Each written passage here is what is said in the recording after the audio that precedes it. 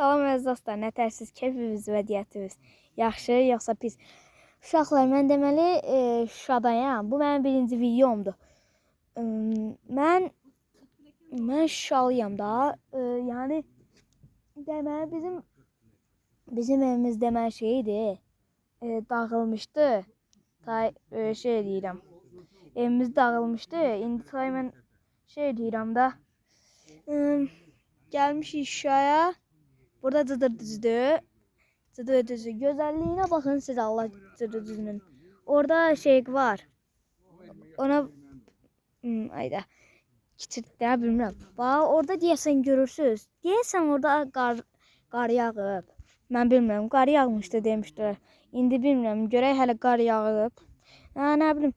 Uşaqlar bu like və abunə atın.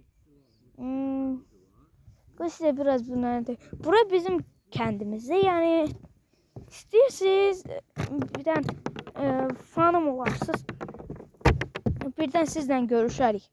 Belki bilmirəm. Ben niye sual soruşam. Uşaqlar abone olun, like atın. Bu mənim birinci videomdur və mən çox heyecanlıyam bu birinci videomda. Ayda. Deməli sonra buralarda uydu bulutlara bak. Oho.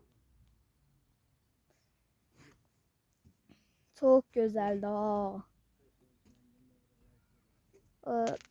Belki indi birazdan belki evimizi gösterərik.